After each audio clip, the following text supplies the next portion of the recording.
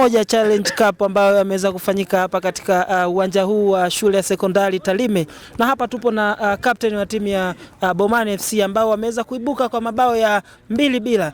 Unazungumziaje mchezo wa leo Captain Ashraf? Kwanza namshukuru Mwenyezi Mungu, mchezo ukuwa mrahisi, tumejituma, tumejaribu kuheshimu wapinzani na bahati imekuwa kwetu. Tunamshukuru Mwenyezi Mungu, tumeibuka na ushindi.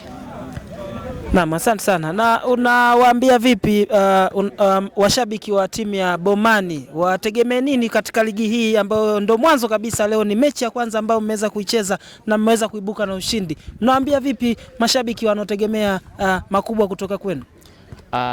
Cha kwanza mimi napenda kusema kwamba waweze kujitokeza tu kutusapoti, na sisi kama wachezaji tutajituma sana na sana, tutajitoa kwa ajili ya timu yetu, na napenda kuahidi kwamba tutawaangusha kila hatua ambao wao sambamba na sisi, na sisi tutajitahidi kuwafurahisha hivyo.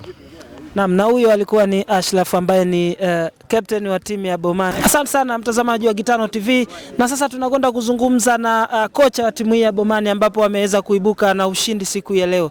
Kocha, karibu sana na hongera sana kwa ushindi ambao umeweza kuibuka nao siku ya leo. Tunataka utueleze mmeweza vipi kuibuka na ushindi, na mashabiki wategemee nini kutoka kwenu? Karibu sana kocha Michael, karibu sana zungumza. Asante sana. Asante.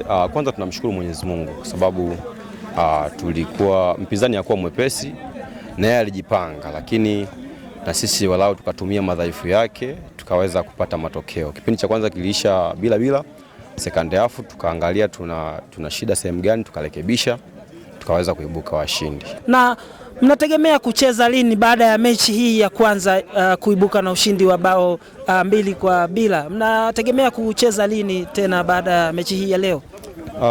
Mashindano haya yako close sana, kwa hivyo nahisi anakimbizana na muda kulingana na ratiba za TAFA. Wana mashindano hivi karibuni, kwa hiyo tumeambiwa tukimbize sana mashindano.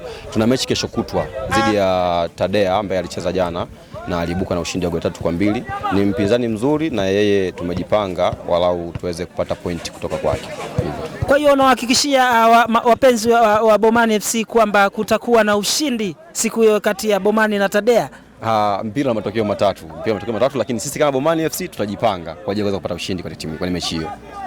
Asante sana. Na huyo ni bwana Michael ambaye ni kocha wa timu ya Bomani. Nikiripoti kutoka hapa katika kiwanja hiki, ni mimi Gitano Moremi. Endelea kufuatilia Gitano TV.